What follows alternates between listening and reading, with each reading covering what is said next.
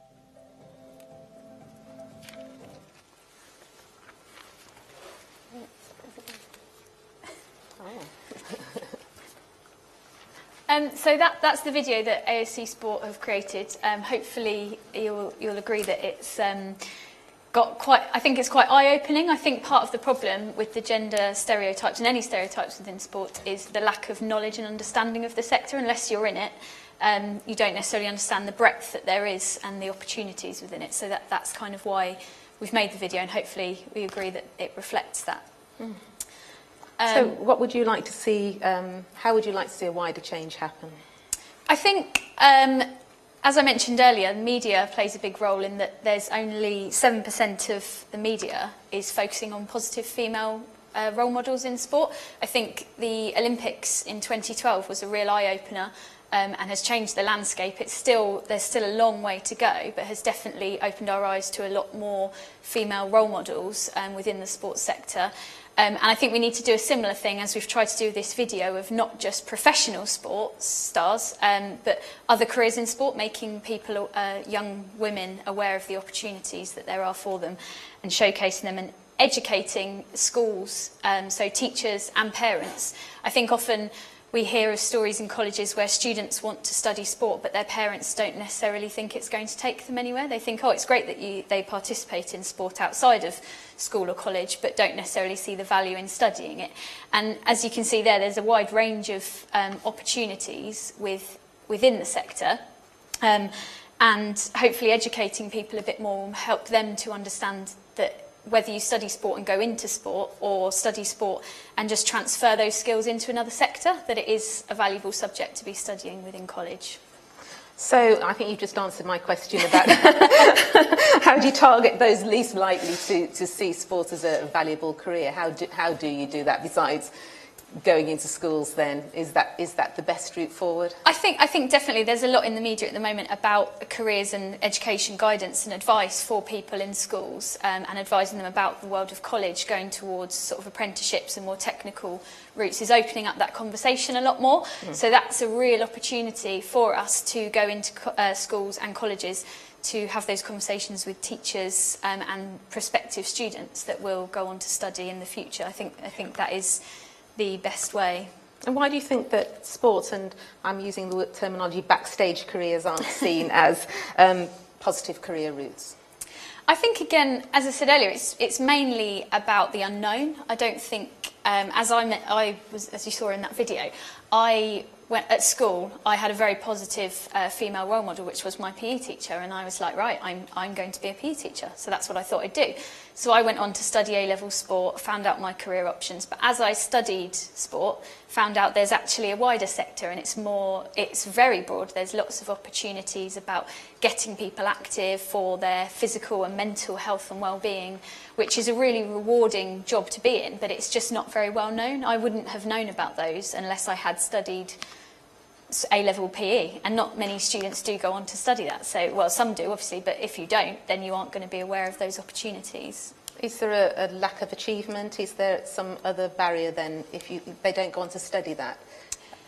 I think it's just sometimes the fact people aren't going on to study it because they don't know where it's going to take them. I think it comes hand in hand that if they know that there are pathways, and even just what they can transfer from studying PE or sport, whether it be an A-level or a more technical route, whichever way they do it, that they can use those skills in other sectors, and how wide the sector is. As Claire Howard in that video mentioned, there are other jobs, loads of other jobs linked to sport. The economy that sport brings in is massive. When you think about the construction of sports facilities, you think of catering jobs within sports facilities. There's childcare, often facilities within sports sector, sports facilities. So there's a real wide range of jobs that aren't directly delivering or performing in sport. I think the immediate assumption is that if you're not really high-level sport, there's nothing for you to do, when actually my role is very much about trying to get people more active that aren't. And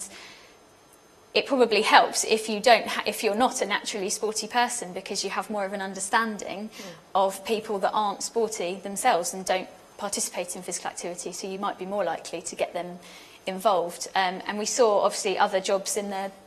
There was a marketing person in there, solicitors. So it's a really, really wide sector, but we just need to make people more aware of it and the opportunities.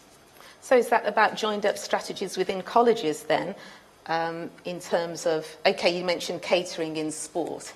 Is it sort of one of those things that you might be asked to do work experience in a sporting organisation or, you know, football or whatever? It's normal that catering students will go on to hotels or gastropubs or, you know, wherever they can get the work experience because they're looking at future careers in that environment. So definitely, I completely agree with that. I think one of the biggest things is the leisure industry is operating over here, and colleges are working with it from a sports department point of view of sending their own sports students for work experience of coaching, to be leisure assistants, pool attendants.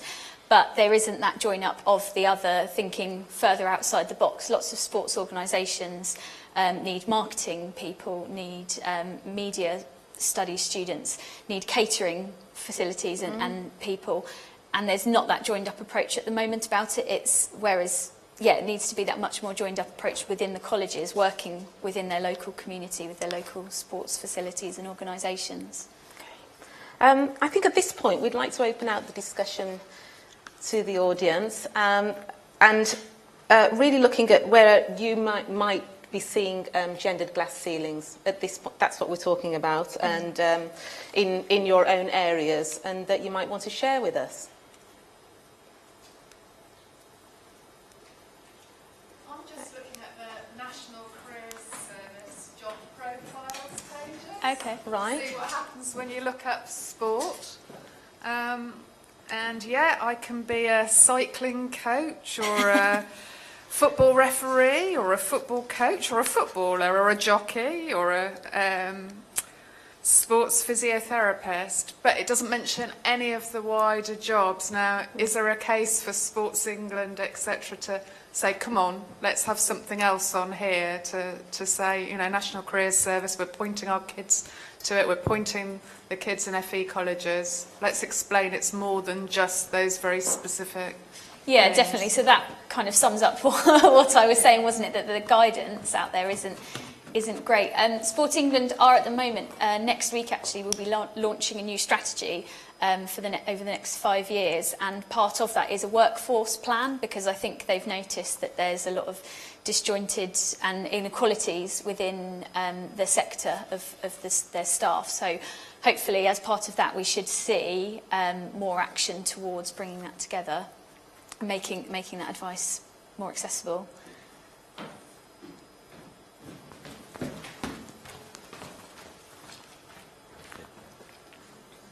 I wonder whether you've noticed what I've noticed, which is that in sport, professional sport, and probably the same with amateur sport, the genders are separated. For instance, with football and rugby, it's women's football, men's football, women's rugby, men's rugby, women's tennis, okay, apart from mixed doubles, men's tennis. Yeah. Yet you've got the armed forces, where both sexes are, working or fighting alongside each other. I wondered whether that's something that's occurred to you, and if so, what are your thoughts on the concept of having mixed professional football teams or other sporting teams? I think the difficulty is that sometimes there are those divides for physicality reasons. There's a lot of research gone into it. So recently there were changes in the age that men and women can play high-level football together to make it older. But obviously because of the physicality differences between men and women, there are separations between those. But we, as an organisation, that's something that we're trying to encourage colleges to do.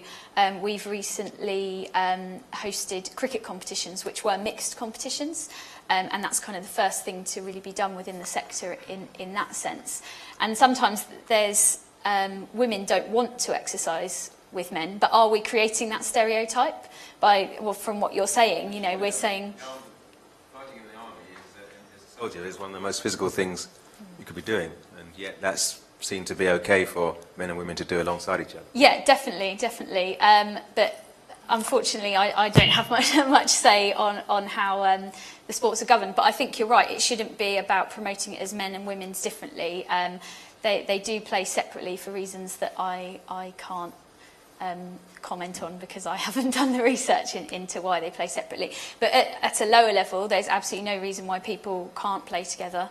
And as I said, we organise competitions, mixed competitions for people, and encourage colleges where students want to play together to allow them to play together. So that's the work that we've done based on that. Kirstie, Yes. I think that's great. I'll just shout.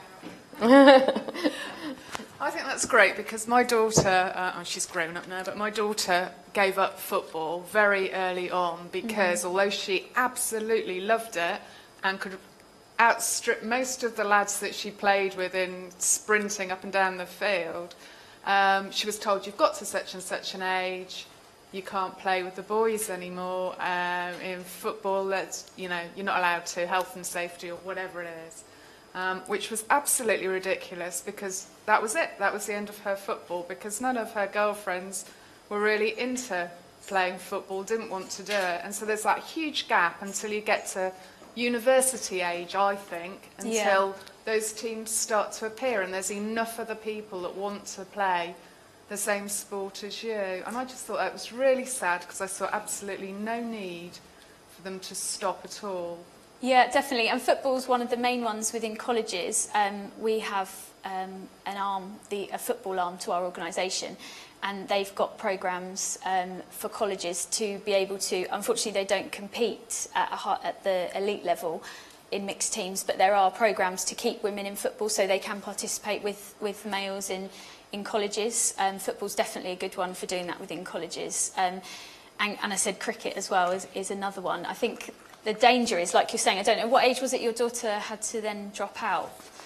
I can't actually remember. I think it was not far off the end of primary school. Really? See, that's I don't even think she made it into secondary school very much. And you think of the gap there between secondary school and by the time if she'd have come to college and could have played, by that point she might have completely gone off the idea, and that's the danger, isn't it? Part of me thinks it was that the boys didn't actually want to be shown up by the one girl in there either. I'm sorry, but I think that was partly the problem. Potentially. They're just doing this on purpose. Sorry, that's part of the thing, getting you to run around. They're all making up for it by giving you loads of activities. I think it's really confusing because when we talk about sport as a career, we always think about the physicality of it, the competitiveness of it, and the difference between men and women in that regard. What we're talking about here is actually a career industry, and part of the video showed that a lot of people that go into the sport industry aren't really looking at sport in the first place, and so a lot of women really arrive working in sport almost by accident. A lot of women are put off because they think about the physicality, they think about the competitiveness, and are put off from looking at a career which necessarily doesn't involve that. You've got lawyers, you've got solicitors, you've got catering, you've got people in management that have come through management roles and then had an interest in sport, but not on a competitive level.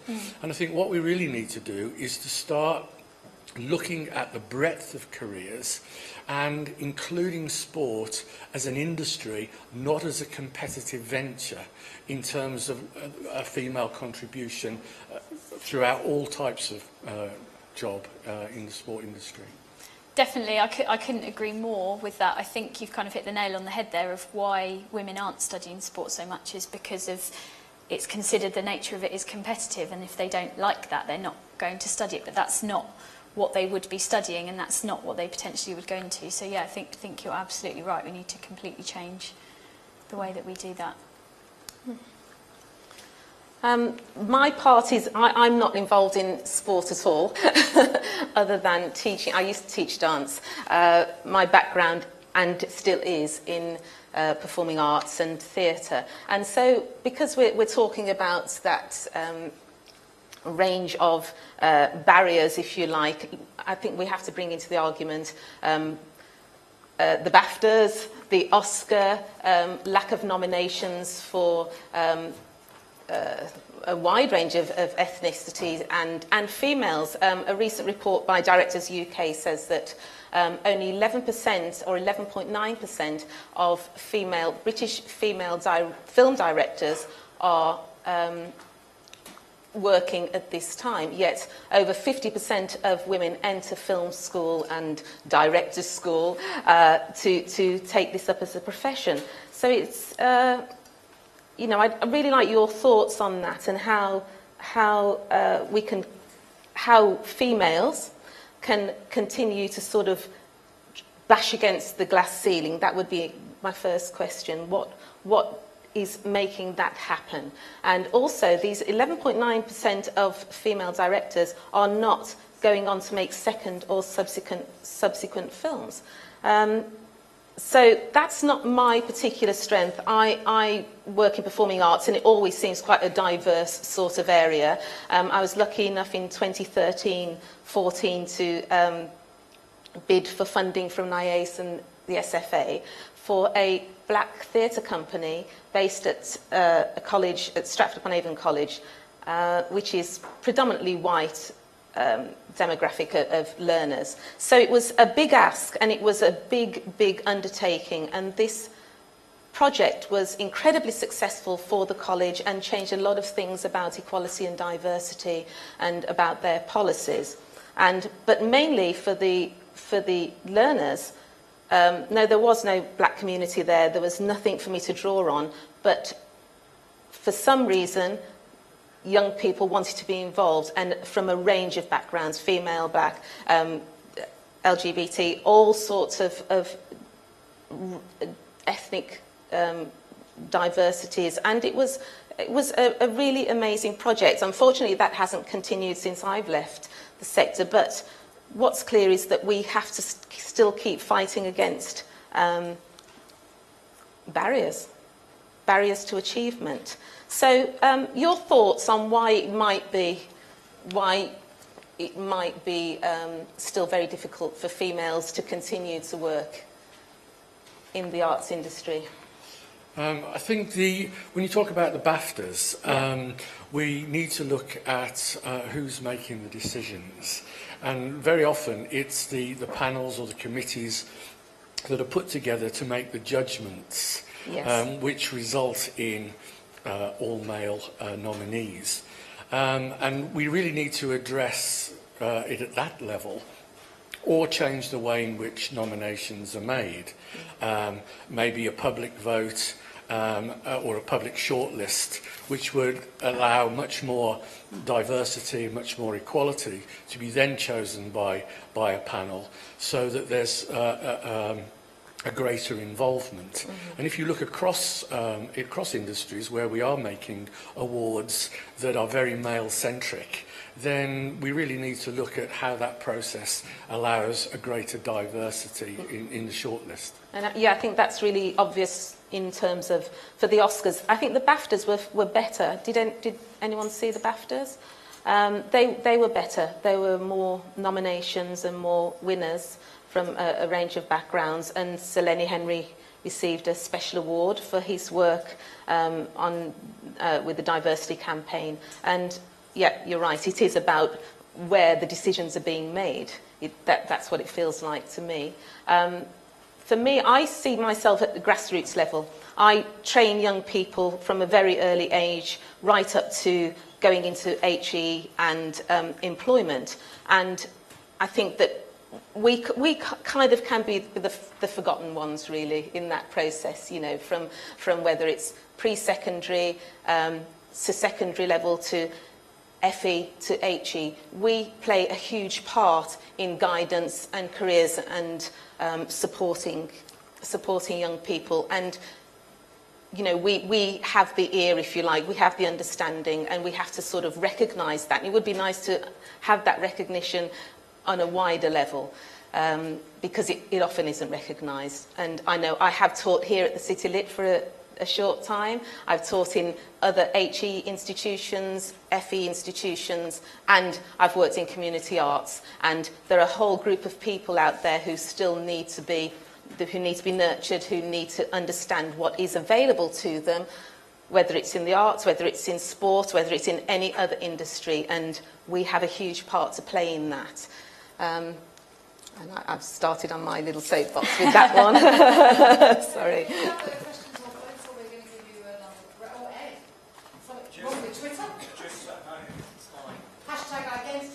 And I just wanted to bring it back to a point about what you're saying about identities. It's also about stereotypes. When I worked in Nottingham many years ago, there was someone there who was involved in getting people to volunteer in sport.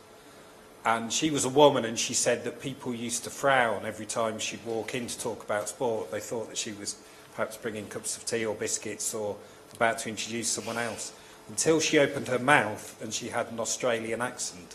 And then, oh, that's fine because you're Australian. And I think as these kind of stereotypes kind of get broken down a bit more, my daughter's now 10, probably the same age as Sally's daughter when she had to give up football. She's not interested in sport at all because, as she said, it's just men. In fact, she says the same thing about history. A man did this, a man did that. And I think it's about breaking down those stereotypes. I've just looked at the BBC Sport homepage, and there are images of just 2 women, and one, Maresmo, because she's no longer going to be Andy Murray's coach. That's the story. 2 women, the rest, all men. And that's the only way it will change. It will be gradual, but there are positive things happening. The England women's cricket team are now all professional. Yeah, the women's football, England football team as well have obviously been really successful. Yeah. They were much more successful than the men in recent... And the rugby team, exactly. And at the time, there's lots of focus on it, and then as soon as that dies down, it's all kind of forgotten, isn't it? So yeah, I think you're absolutely right. It's going to be a gradual thing, really, really gradual, unfortunately. But I think there is progress being made, particularly, I think, like I said earlier, the Olympics for sport was a really big eye-opener, and not just in terms of gender. We were talking about this over lunch, about just disability sport as well, and the Paralympics. So that's been really eye-opening and changing it. But unfortunately, it's not something that just happens overnight because of the Olympics, but it's definitely getting more conversations and opening doors for people and letting people see more, a wider range of sports stars as role models than just males. But that's a shame about the BBC website, that those are the only... Because BBC, I think, are usually quite good at that kind of thing, but there you go. Well, not according to the diversity questionnaire they're about to start using, and they were very sceptical about asking about social mobility. What was really interesting was on the BBC's own website, talking about introducing the Professions for Good social mobility questionnaire, which Catherine showed this morning. They write it up as though it's an appalling thing to do or a jokey thing to do. Oh, and people are going to be asked now about whether they were on free school dinners or what their parents achieved. Appalling that the BBC, that has had such a track record. And also, I don't know if everybody saw, but Mark Tomlinson, who went to the States, is now in trouble again around equality and diversity. He wasn't just happy with getting rid of older women in television over here. He's decided to do the same the other side of the Atlantic. Ed, I have to say one thing to you that's really great about your daughter there and about change, and I don't often settle for a little bit of change. It is the fact that she knows that history is about a man did this and a man did that, and that football is for men. I have to be honest and say, my own generation, the default of man would have meant we didn't even notice it was about men. You know, it wasn't a consciousness. So I think that is a real measure of change for a 10-year-old to be able to kind of say, and a man did this and a man did that in history. And you know, I know that's also, we might say, and, you know, a person of colour did this, or we might say a disabled person did this, or we might say a poor person did this, that rewriting of it. But for her to recognise that, I think, is quite powerful.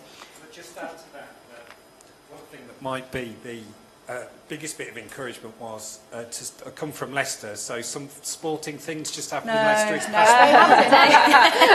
Leicester never did anything. At her school, in East Midlands. At her school, last Friday, they were all asked to come as their hero, who they'd most like to celebrate. And obviously most of the lads went as Jamie Vardy. Over half of the girls in her class dressed up as suffragettes, so look out, next generation. Oh, great. Wow, that is amazing. That is fantastic. Kirstie and Carol, thank you. Oh, Lila, quickly, one. Yes. Thank you for that. I think, just to build on what you were saying, Katina, we're moving away from the victim's narrative, and we're now entering an age where it's about celebration, showcasing the achievements of women. And I think the way forward, to answer your question, is about celebrating and making sure that those women who are out there and play football, and they're not all lesbians, as it used to be thought of. You know, if you were a female and you entered a football team 20 years ago, you were immediately labelled as being gay.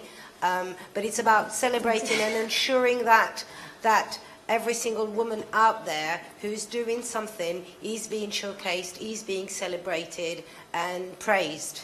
We've just got to find those showcases. Yes. Yeah. Yes. Yeah, absolutely. And I think it's that thing we said this morning. I don't know, I've put my kaleidoscope down or somebody's stolen it because they really do want to do the pan-equalities lens. But it is that thing about looking at it through those pan-equalities lenses. And Kirstie, I know, as a kind of like, you know, what do we get out of this, is you have said, after thinking about preparing for this, that you think AoC Sport should kind of focus in more on some work around identities and so forth. Definitely. So that's a real kind of win. Definitely. I mean, we're still quite a new organisation, but it's something that, from sitting in a conversation when we first had about this event, it's just this, and I was saying to you at lunchtime, the sports sector in general, I feel, is quite behind on equalities. I'm probably going to get in trouble for saying that. I think, you know, the fact that we're only just having these conversations about gender is and further conversations talking about, like you said, sexuality, thinking that women that play sport are all lesbians, things like that. It's just, it's madness that that's where we're at. That's great. Thank you very much indeed. So I'm going to let you take a break. Those bum-numbing seats, I bet about now you need one. We have Nando Sigona next after this. He is the Deputy Director at IRIS, and that is the only academic department of super diversity in the country. So that's a kind of real first for you. And I know that Yaya's at the front door ready to